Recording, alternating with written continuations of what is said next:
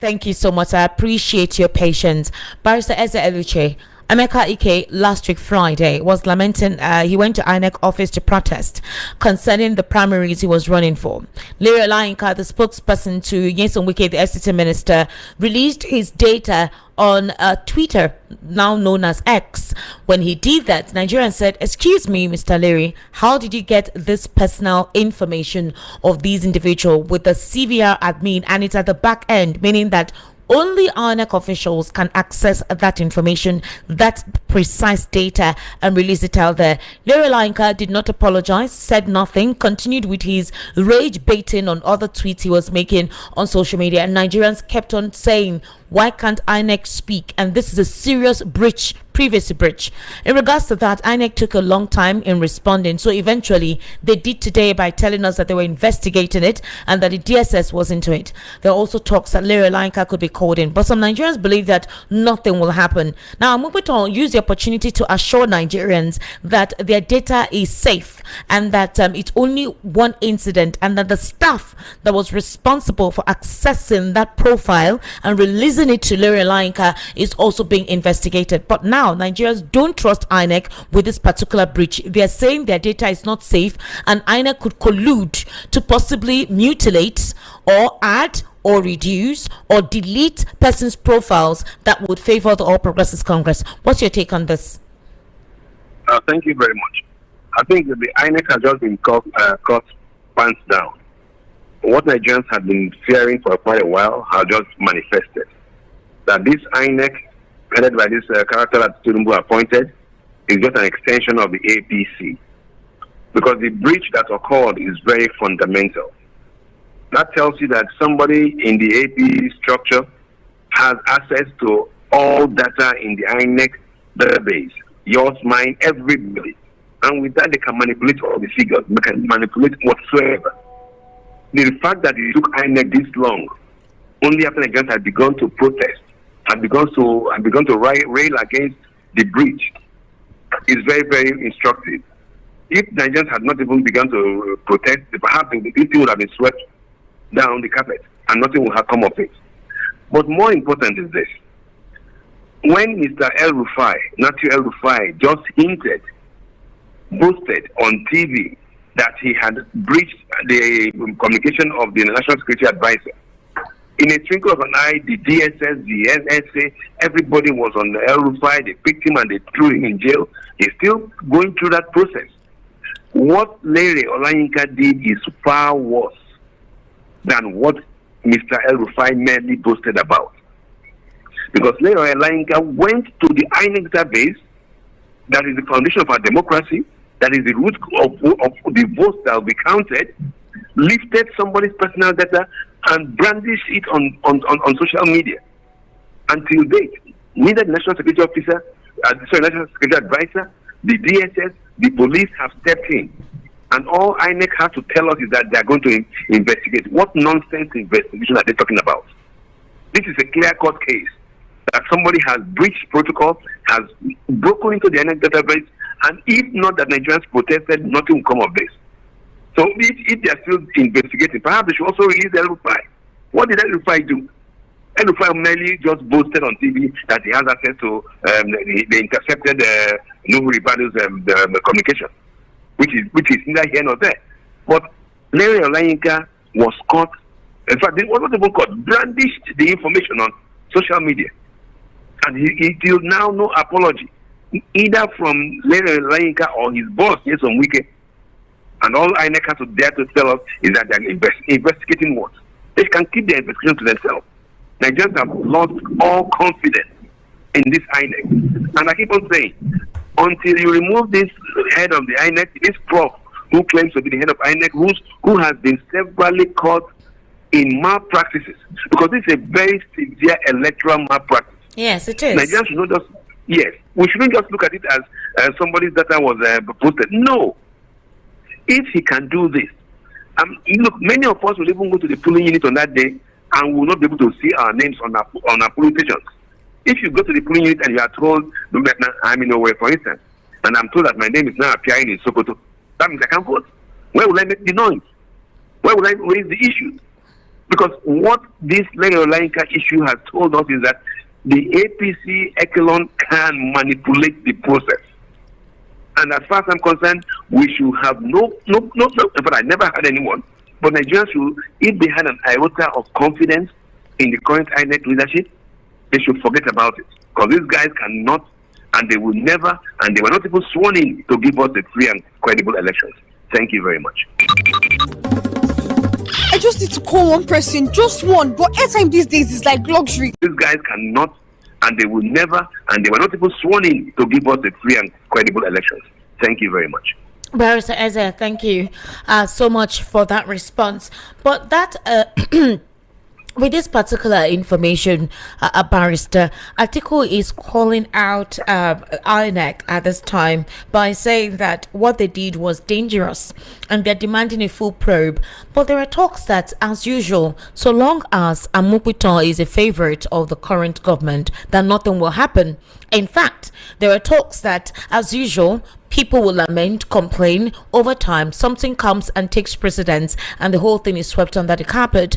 They're saying that if the government of the day respected the rights of Nigerians, Lere Olayinka ought to have been sacked immediately. In fact, his principal, Nyesom Wike, ought to have demanded for him to be sacked. But they see the government of the day as a government that is not disciplined, has no institution for rules and regulations, so long as anything you do is in support of the government. And this is what has brought international criticism on the Nigerian government.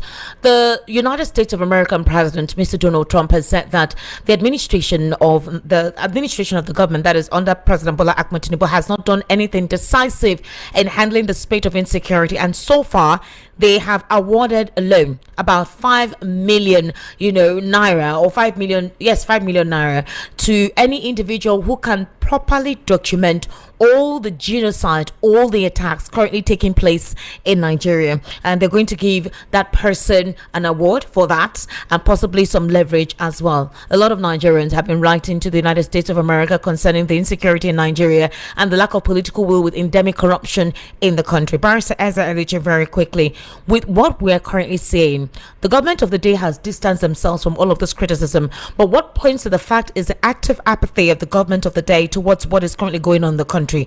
Do you think that there'll anything come out of this supposed investigation INEC has announced? That's one. Two, amongst all the candidates, amongst all the presidential candidates of these political parties, the challenges ahead in this country is immense.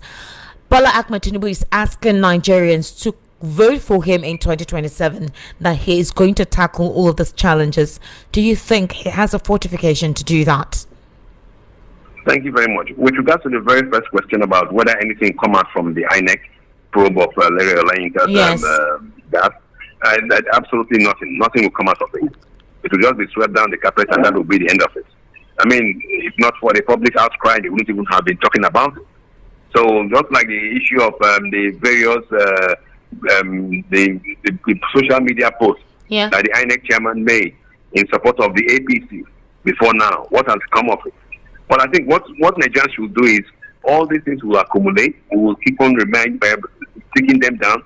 At the appropriate time, Nigerians must move for the removal of this INEC chairman, because he's totally incompetent, and there's absolute no trust in his ability to deliver a free and credible election. With regards to Mr. Bola Tinubu's capacity to secure, to do good, for good governance, I mean, I can't reiterate, but I mean, we can only reiterate the fact that this man is clueless, he's bereft of ideas, he has enthroned nepotism, ethnicity, clannishness in his governance. He has shown that he is totally bereft of any iota of credibility to give us good governance. So what do you expect from him? In the course of the past 3 years plus, what is his pedigree? What has he shown? One would have thought that somebody who said he was his turn, Emiloko, he had some ideas to address some problems that facing the Nigerian state. But surprisingly and ironically, all facets, all problems that are tackling Nigeria has worsened. And none whatsoever has this man called Bola Tinubu addressed in any way, or has even ameliorated. Is it in the area of education? Is it in the area of security? Is it in the health sector? Is it sport? Is what? Which area? Zero. In all ramifications.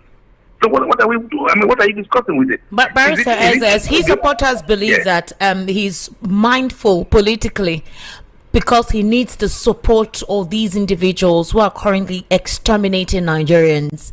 That once he is re-elected, then his true form will unravel and no one's ox will actually be retained. He's going to do what needs to be done.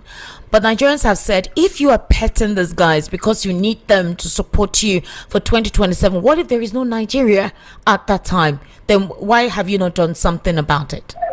In that line is misguided. If you remember, Bola Tinubu told us he was the same thing with Muhammadu Buhari because he was part of the Buhari government. So he and Buhari are one. His supporters said it's a political statement. He just had to say so to retain the Buharis in the team. Well, whatever political, but we know it's real. We know it's the truth.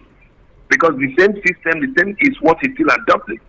The same blindness to Nigerian problem is what he still adopted. The same insensitivity, the same cluelessness is what he has adopted. Now, this Buhari regime invited these terrorists. I mean, and I'm not just making imaginary statements. Key officials of the Buhari government narrated to Nigerians how they went in and brought these terrorists to help them remove Goodluck Jonathan. And they have continued to use the terrorists for their own diabolical political aims. And I keep on referring to what happened on the 28th of February 2013, when the APC bigwigs took a walk of shame down the streets of Maiduguri after Boko Haram had blown up Maiduguri. And because they are one, this is their kids and kin. Yeah. This is their brothers. This is the people that Nuhu Ribadu calls his brothers. This is the people that the Chief of Defense Staff, Oluyede, calls his brothers, that they are prodigal sons. So what will anybody expect this same Tinubu to tackle insecurity? It's not possible. The devil can't kill the demon. It doesn't work that way. I mean, they are kids and kin. So you don't expect anybody who's thinking that this regime will address insecurity either does not know the Nigerian social political environment or is just trying to play to the gallery. The reality is that Bola Tinubu and insecurity are one and the same, and they don't give a damn. Ironically, as the violence is creeping further and further down south, the violence has overwhelmed Kwara, it's in Osun, the last one is happening in Oyo State, and there are even records of these terror cells located and seen in Ibejuleki and Ekwe and environs. It doesn't bother these people. And the Lagos state government and the Bejuleki local government chairman has come out to say that all of that information is false and it's not true. It's which false? Look at your street. Look at the street like in Ebedemeta in Sule. Most of the neighborhoods there, you have jobless or aimless northerners. Mostly, and you don't know what they're doing. They come in their droves, they come in trailer loads. So they can make all these political comments, but Nigerians should be very, very careful because this regime has no interest in addressing insecurity. That is the bottom line of it. Because if it had interest, it wouldn't be this mess. Yes. Barrister Ezza Eluche, thank you so much. Just stay with us. We're going